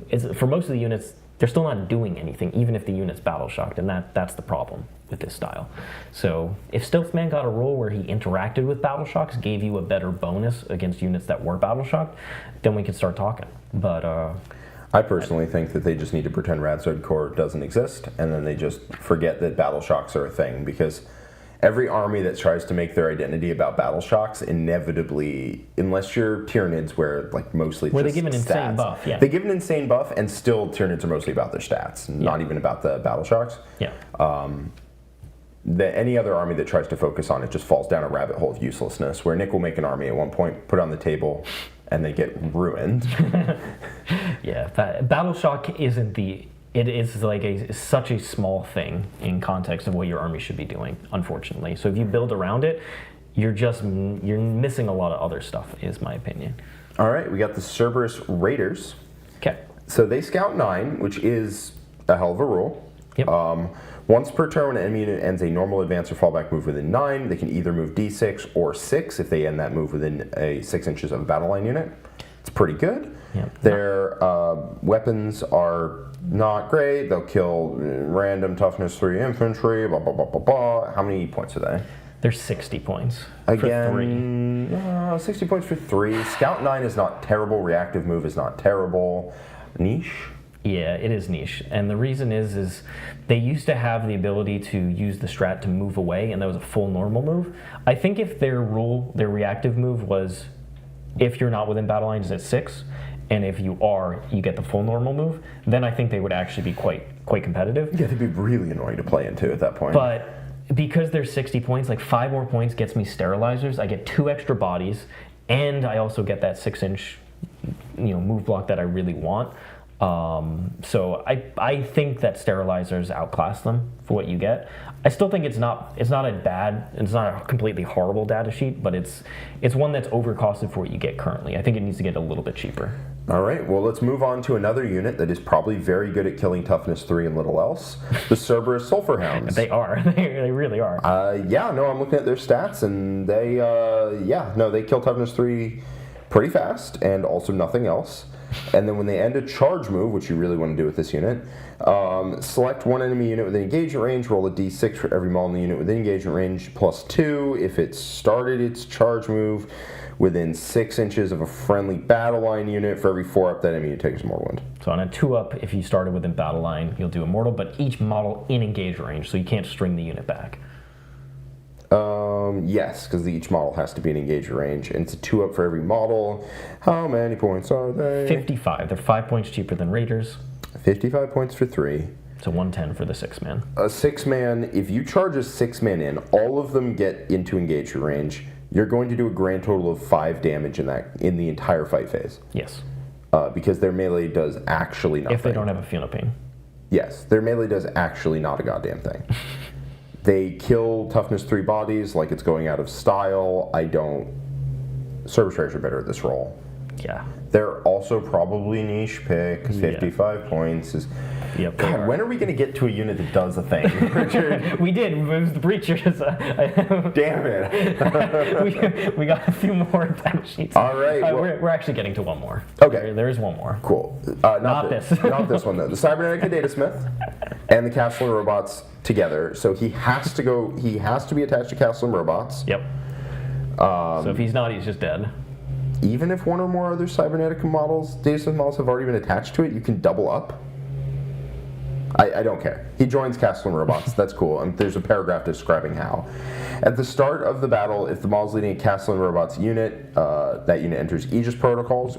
Wasn't there a thing where they didn't enter one at the start of the game? They used to have to take a leadership test to be able to go into it in the index. Slick.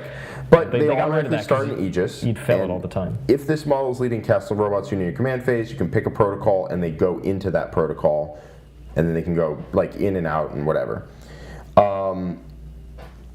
It does not actually say that you leave the current doctrine you're in. So like, it says you are in Aegis protocol, and it says you can select one protocol from those listed below for the unit to enter. I think rules as written, you can have all 3 up at the same time, but I'm not going to argue for that. They definitely mean you switch them. It's whatever. So you can either be +1 toughness, which takes them to toughness 10. Don't worry, Admech hasn't had a Codex FAQ. Oh, Oh, so I think rules is written. You can just have all three. I don't want to read it. Read it. Don't force me read it. You made me read the entire AdMech book, Richard. Read one rule. If this model, the unit enters a Aegis protocol, your command phase, if they're leading, select a protocol listed below for that unit to enter. Once the unit enters, it remains in that protocol until it enters a different one. Sorry. How did you not read that part? I stopped reading. That's very simple. I got to that part, right there, that word. You got to the last sentence. I got to the last sentence and I stopped reading. You're like, this is true. I'm not going to lie, that's how that happened. All right. So he's either +1 toughness, +2 attacks to melee weapons, or +2 attacks to ranged weapons. These are good buffs. Now read the weapons. Yeah. So we head over to the Castle Robot. Going from toughness 9 to toughness 10 is a big deal. It just is. Yeah, toughness 10 is a good toughness to have.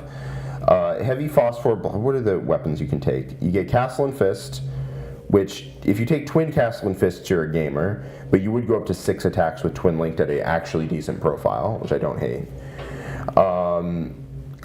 So you take Kastelon Fist. You can take 2 Kastelon. You can take the Flamer and 2 fists. Thank you. Or you take a fist and 2 guns, or all 3 guns. Okay. All 3 guns is the twin Phosphor Blaster and the Kastelon Phosphor Blaster, which would go up to 10 shots total if you take the +2. The Heavy Flamer is not terrible. Like, legitimately, Incendiing Combustor is not terrible. D6 +2 shots at 611, but you're never going to be in it. I think you take the Twin Fists, honestly. It's the only unit, it's only gun that does a thing.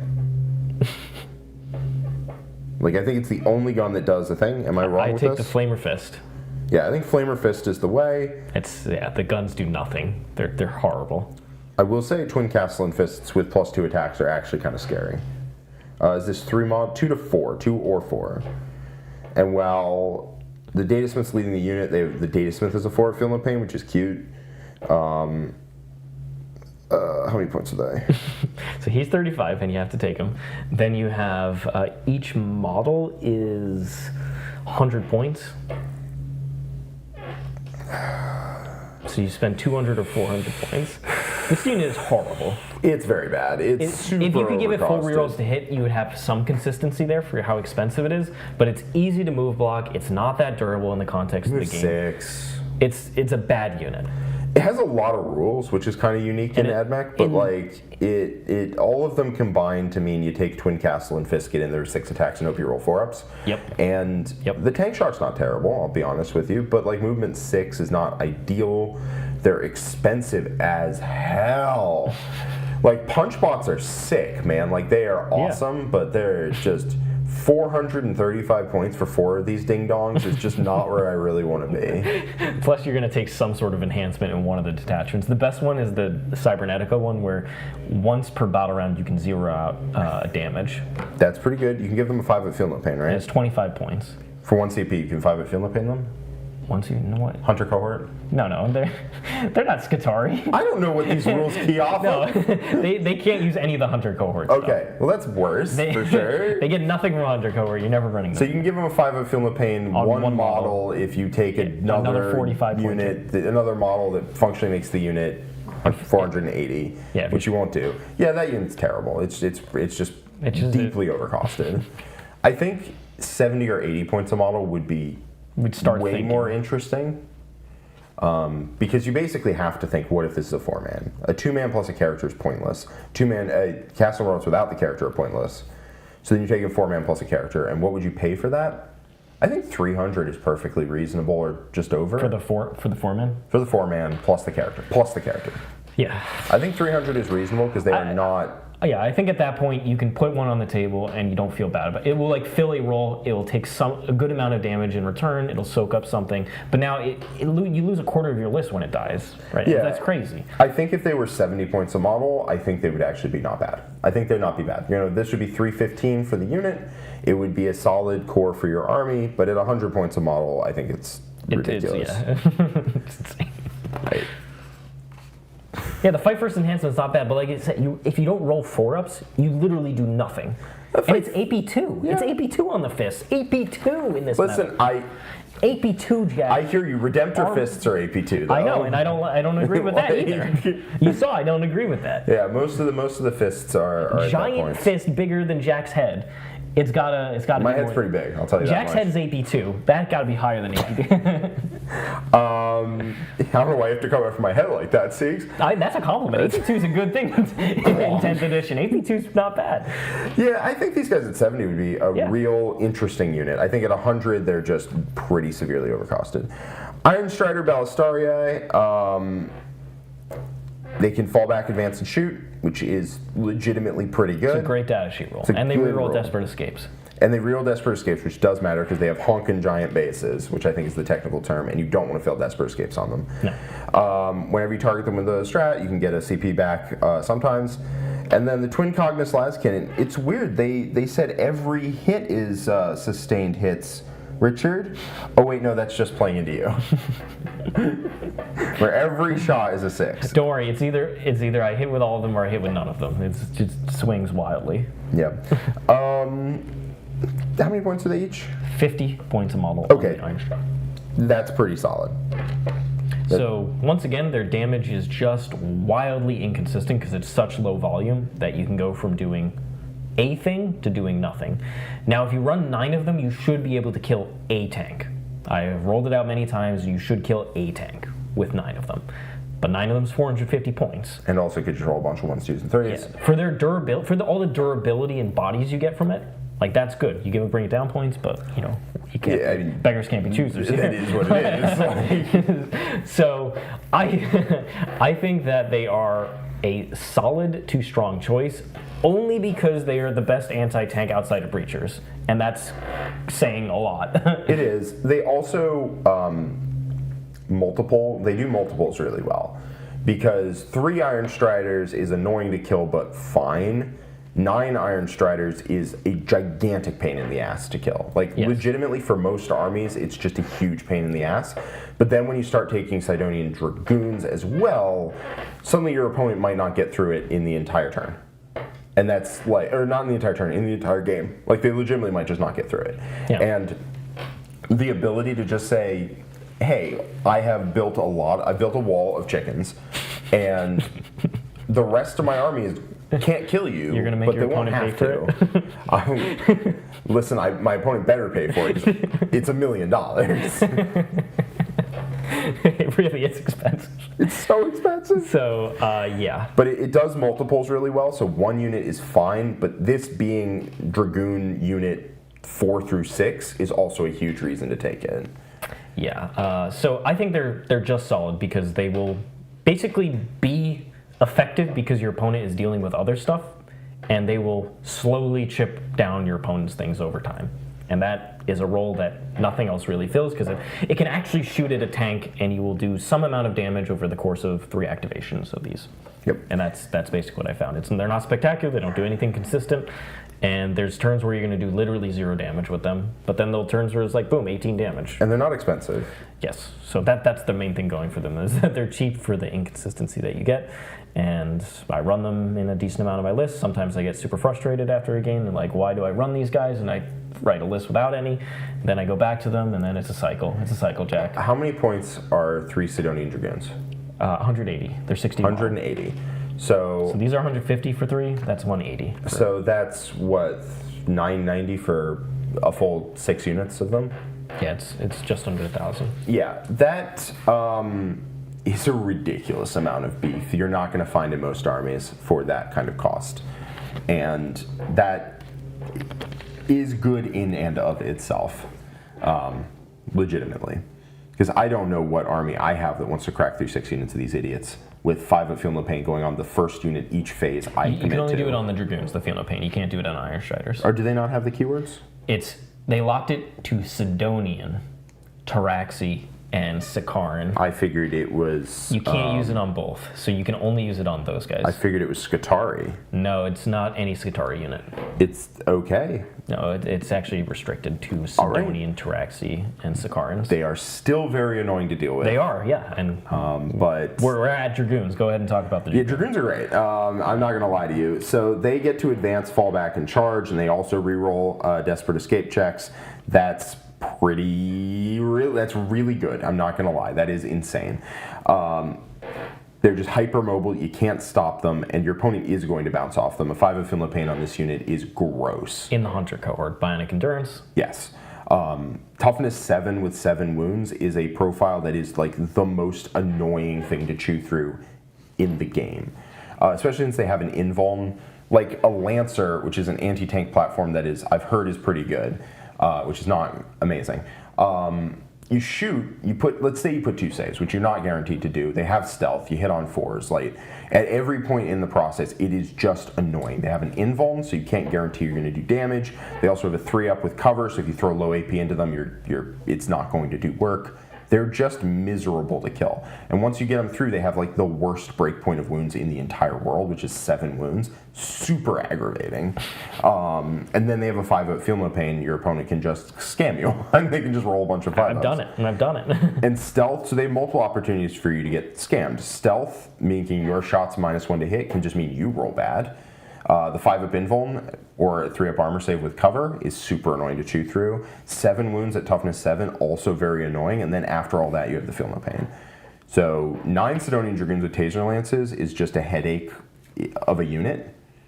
Like, I'm that guy. I know you are that guy. Of course you're that guy. This unit is that. I would do it. It's top 3 data sheet in this book by a significant margin, specifically in the Hunter cohort, but I think it's good to run like 1-mans or 2-mans in the other detachments as skirmishers, because Advance and Charge is just a great role, and they still tie stuff up, just not as well as Hunter cohort. But in Hunter cohort, I think they're the bee's knees. Now, they don't do any amount of consistent damage. They could. Sometimes they do 0.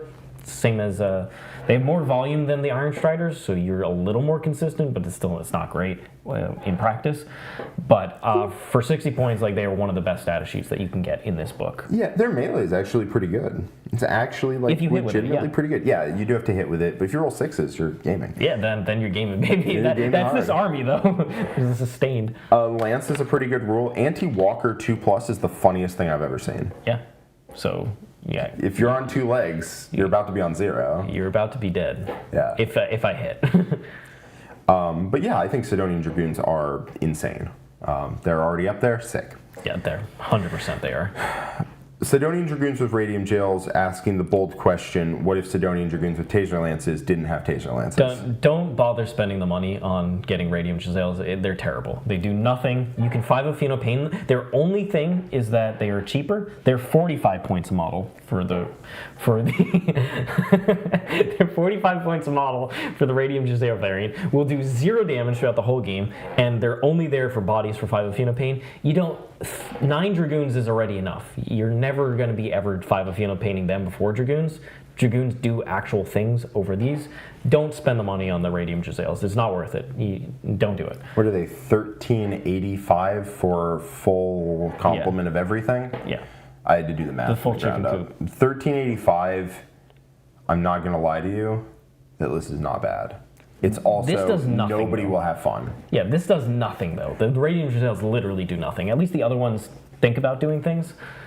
They literally do nothing. If you want to do the full chicken coop and you also have a spare kidney that you don't need, like, because you have 2. I don't even have the full chicken coop. I'm not doing it. No. I don't think anyone should do it. Yeah, they shouldn't. But if you wanted to, you front with 9 Sidonian Dragoons with Radium Jazzails that neither you nor your opponent cares about.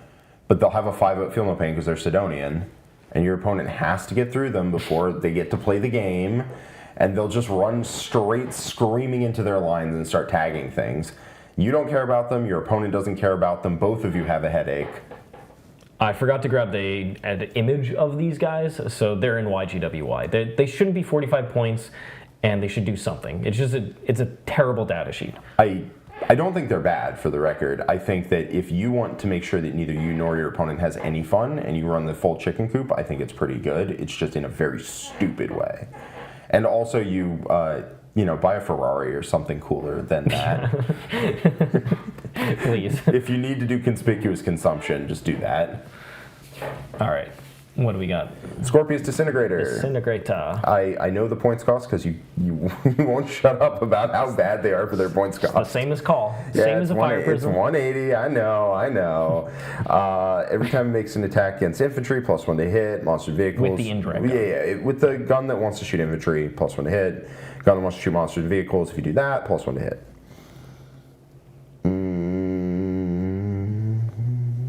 Yeah, it's not great. It doesn't do good damage output. It's pretty durable, but I don't care if it's not doing anything. Yeah, exactly. What do you want to put it at? 180. It has a one niche role. Which is? Which is against Eldar. If they're playing this MSU 5-man swooping hawks everywhere, 5-man warp spiders everywhere, you take 3 of these, you take the indirect fire, and you just pick away at their stuff. You'll kill about 7 models with 3 of them. 7 T3 bodies from Eldar. I don't think it's YGWY. I don't think it's solid choice. It's niche. Yeah. And that's the role, is if you're playing against Eldar, you can kill their expensive T3 bodies with these guys. With your expensive T10 tanks. Yes. Cool. The Dunerider. It has 1 billion shots, if I remember correctly. Yes. Yeah, it has a lot of shots. It has 18 within 18 inches, and they're twin-linked and sustained. It's pretty funny. It's also not open-topped, despite being the most open-topped model in the game. Well, it has firing decks. There's literal decks where the guys Yeah, it has firing decks. It does not have the firing deck rule. I don't understand that.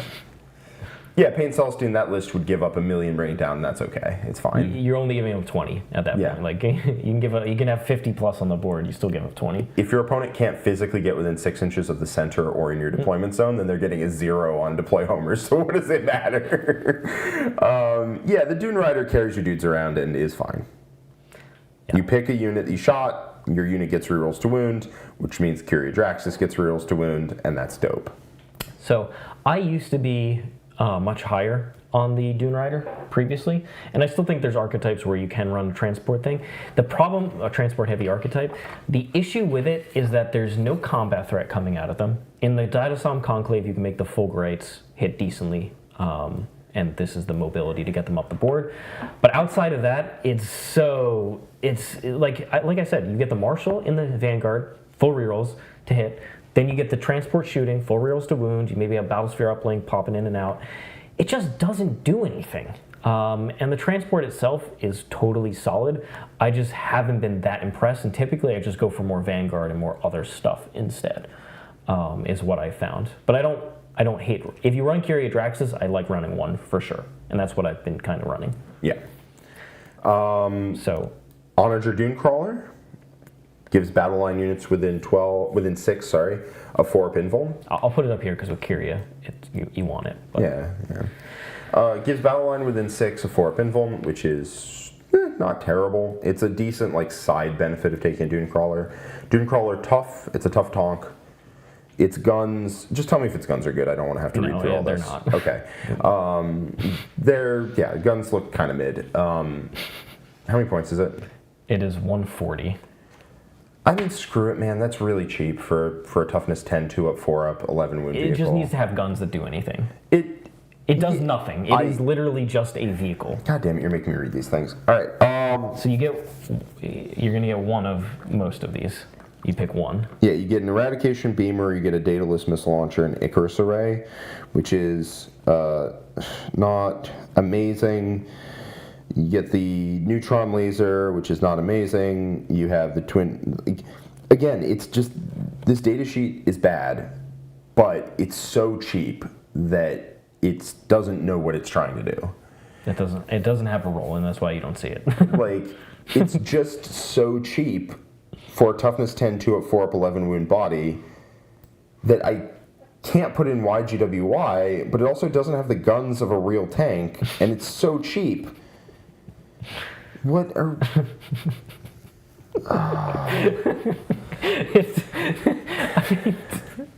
It's very clear what the problems are, so, please email this video to the Games Workshop email. So, here's the thing. AdMech aren't... We said this at the start. They're not unplayable, right? Mate did pretty decently recently.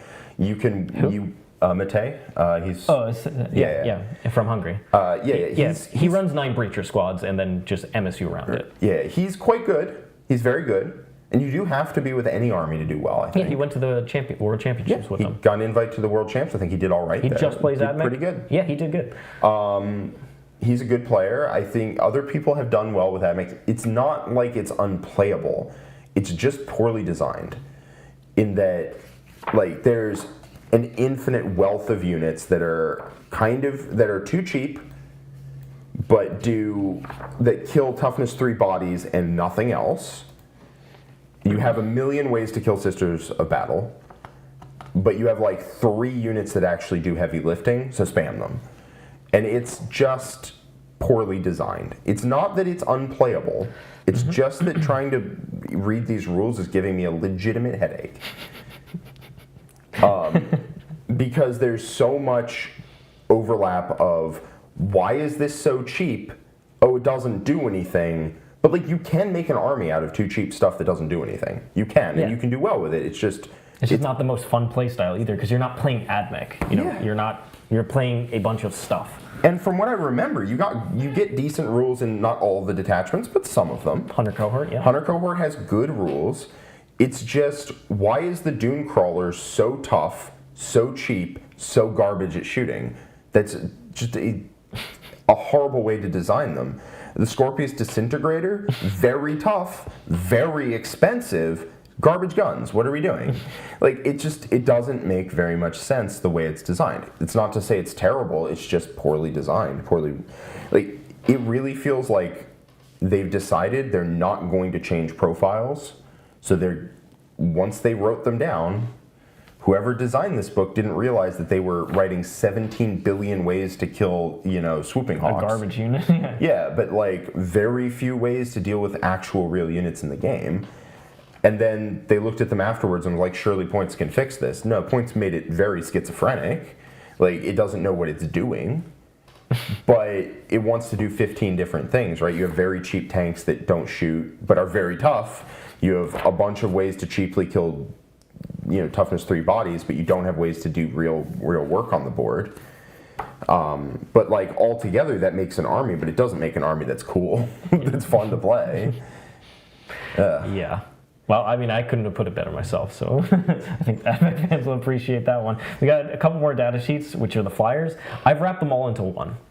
You can feel free to read these data sheets. I'm not going to. Siegs, I will not read this. They're complete trash beyond use. Just don't even use them. Thank you. They do nothing, and they're terrible. They have basically no defense. They have to come in. Like, they have a bunch of each unique rules. None of it does anything. It's garbage. Yeah. Completely terrible. So that's going to be AdMech, because they took away their Forge World stuff. So that doesn't exist anymore. I mean, that's kind of a consistent theme, but yeah. Okay, so overall, let's look at this. We've got 4 units that I think should appear in almost all the lists. Now, Hunter Cohort, more Dragoons, less Breachers. Other detachments, more Breachers, less of the other stuff. But at the end of the day, you're going to have some combination of these. Like, they just have to be in your list. They are that good, in my opinion, for AdMech, not in the context of the game. Then you have a bunch of solid enough choices that help certain things that you want to do.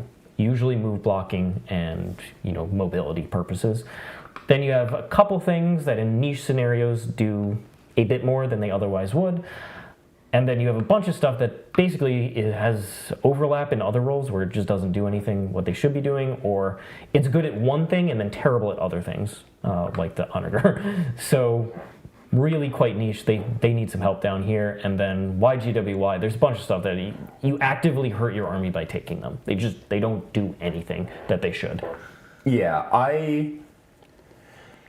AdMech as an army just shows the limits of reducing points as a balancing mechanic. You can't keep reducing their points. It's just, you'll have infinite amounts of, it's the most expensive army in the game and infinite amount of stuff. And that can win games, but it's not fun to play. It's not at all. Yeah, they can keep dropping points on AdMech, and AdMech could, with these rules, the rules in this book, if they keep dropping points, AdMech could become the best army in the game. It is, I'm not saying they will do that, but I'm saying there is a points threshold where this army becomes the best army in the game, right? You just have too much. You just have way too much. I'm not saying that's a healthy way to balance it. Like, you can affect the power level of a book, but you're not going to make it more fun to play. Like, if we have 5-point Vanguard, 25-point Breachers, 45-point Dragoons with Taser Lances, like, that army is cracked beyond belief. but like that's not what they should be doing. Yeah. So we'll see. Obviously, I think the good thing is that the detachments, the 100 cohort is very good. Then you have Datasm and Radzone that are, completely solid. So there's a baseline of rules that if the data sheets get some real help here, they will go quite far. And you can see it's pretty clear that there's certain things with certain buffs that actually do things, and they're in a perfectly decent spot. But a lot of this stuff just needs to get more expensive and do real things. Yeah, like I think what they legitimately need to do is do like a army-wide thing where they just say, hey, you get +1 to hit if, and then they insert easily applicable condition. Like you're within 6 of a battle line unit, +1 to hit. Done. To the whole army, I think that's fine. And then they can think about maybe raising points costs on some of the offenders if they want to do that. And they start working their way out of that points hole. It's like how this is the opposite of Thousand Suns. This shows that the lower bounds of reducing points doesn't make an army fun. And like it leaves an army in a hole where like their units are not, they don't do anything. But if you continue to reduce their points cost, they'll just have too much stuff. But none of it does anything. Whereas T-Suns do way too much damage, but their units cost way too much. So they're stuck in a similar hole where they're not, like, they're pretty good right now. Yeah, they're better than AdMech are, but AdMech aren't unplayable. They're not bad. They just have too much stuff that doesn't do anything. T-Suns are the other way around. They don't have units, but each of their units does too much, so they can't reduce their points cost. So I think they really need to just go in and start letting units actually interact with your opponent. Yeah. Give the army, if you're within 6 inches of a battle line unit, +1 to hit. And then from there, you can start to reevaluate. I still think +1 to hit on a bunch of Strength 3 no AP, Strength 4 no AP doesn't do enough. I think they need to do a significant buff to the army roll and then increase the points of the data sheets. Because like, there's no melee buffs basically here. Like all those melee units, you can't, +1 to hit is not going to do anything. They're still going to do basically nothing. Once again, they'll kill T3 bodies slightly more efficiently, but they're not going to do anything else. So I think the army roll needs to get very strong, and the stuff needs to go up, and that's the easiest fix. Doing surgery to all these data sheets is something that I don't think they have the capacity to do. So I think you have to have a very strong army roll that buffs different aspects of the army. I want to address something that Greg, SMW, we have an excellent super chat from Drakfar. I want to address something that Greg is saying in the chat. He's asking if they aren't unplayable, if they aren't bad, why don't we take them to tournaments? I don't take them to tournaments. I don't own the army. It's not my playstyle. I don't like it. Richard does. There are plenty of armies out there that are not unplayable, that are better than people think they are, but I only go to like I go to one tournament a month on average, sometimes more, sometimes less. I have like 5 armies that are in my own stable. I don't even get to all of those in time. So like just because I don't play something or just because Richard doesn't play something to an event does not mean it's unplayable garbage. And Richard is playing it to events. He's playing it to an event this coming weekend. Yep, playing it on the Art of War team this weekend. Yeah. So I am playing it, and I brought it to the Warfire RTT, and I like this army. I played a lot on stream. I played into very good armies. So and then there's 2 things that weren't mentioned here is Canis Rex is tournament staple for AdMech, and so is Kyria Draxus. Yeah. They're neither in the Codex, but they're agent allies. They're both auto picks, in my opinion. And there's other reasons to not take an army to an event, right? People are taking them to events, and people have done well with them. That is a fact. Yes. The other reason you might not want to take them is because they're just not fun. I don't know. And expensive to collect. And they're expensive to collect and expensive to take to an event. And that's a very legitimate reason to not take them to an event, even if they aren't unplayable garbage, which they aren't. They're just not fun. And also, we can't take every army to every event we go to. Unfortunately, I am but one guy. Yeah, I mean, it is real. And usually this is the case when the game gets closer and closer, is that you want to play a bunch of different stuff, but you have to pick one. I physically own myself like 2 or 3 armies of my own. Like I've built and painted the whole thing. And I have like 3 other armies in the closet that that are in my main factions that I can play. So like occasionally people are like, oh, you think X is good, why don't you play him? It's because I've played 3 other armies. I haven't duplicated an army to an event yet, you know? They aren't unplayable trash. I 20-0'd Nick's WTC Sisters list. The only army that I think has done that. He like ties Necrons in most of his games. Yeah. Like he keeps almost every game close. I'm the only one I think that did it. And AdMech, like I said, has unique profiles. If the meta was GSC, Sisters, what other T3 armies are out there? Even demons, because the Tyranid demons Horde, don't have Endless Swarm. the AP problem doesn't matter in Demons, Endless Swarm. If the meta was those factions, AdMech would be one of the best factions in the game because they're good into that specific type of unit. I've never seen people get so mad at our takes as when we say an army is better than they think it is. Because people don't like being told you could do better if you played better, but everyone can play better in the entire game. You can play better, I can play better. Everyone makes mistakes in games of 40k. It just is a fact. Yeah, I mean, the worm is full of games where I won with the Hunter cohort against other armies, so you can see it in action. It wasn't easy. I had to work really hard to do it, but like I said, I just think that the army needs a couple targeted changes and then points increases. It shouldn't be as cheap as it is. It shouldn't really be a hard army, and it should be a combined arms army. And so hopefully the designers go look at that. And I mean, there's been many months of data on AdMech, so it's not like the issues aren't clear. So we will see. But overall, this isn't about the balance. We will definitely talk about that whenever that happens. But we have another super chat here from Mr. Grokvar. $5. Thank you so much, Grokvar, for your continued support throughout the stream. If you did run the Datasmith detachment, would you choose the AP range buff or the melee buff? I have played it a couple times, and I honestly think, unless your opponent has 2-up save Armor of Contempt, that I typically go for the combat buff. And the reason is because I really like running like 20 to 30 Fulgurites in that, because that +1 to wound strat is quite good on them, and they hit decently hard in that detachment. They're really good cheap trade resource that kills something. So I found that I typically lean towards the melee buff personally. +1 strength, +1 attacks, and the +1 to wound strat all combo really quite nicely there. I wish you could take more than 30 Fulgurites, frankly, for if the they list. made the battle line that Yeah. So I prefer that one. But if they have 2-up Armor of Contempt and you have 2-3 Breacher squads, then you definitely want to go for the extra AP in shooting. +1 strength, +1 attack does legitimately turn that unit into a killer. Yeah, it does. With that +1 to wound strat is very good. All right, thank you so much for everybody's continued support. We really appreciate everybody hanging out. If you do like this type of content, please give us a like, subscribe to the channel, and tell your friends about us. All of that massively helps. And in addition, overall, leave a comment below letting us know what you're hopeful for. Because honestly, like I said, everybody is aware of the limitations of AdMech. It's not a surprise. It's not coming out of nowhere. It's been many, many months, and it was the index before, and a lot of these data sheets are very similar to the index, if not the same. So, we just need more positivity about, like, here's what AdMech needs, more discussion on it, more, public platforms to talk about the changes that AdMech needs. And GW has shown that they're willing to change data sheets, right? They're willing to change a lot of things now. They did it with Grey Knights, right? Yeah. They took Dread Knights, which were hot garbage before, and they said, hey, you get +1 AP and you ignores cover on your main gun. And guess what? That was enough. They could go in and tweak a bunch of these units, right? They tweaked Wolfen, made Wolfen pretty decent. Yeah, they did.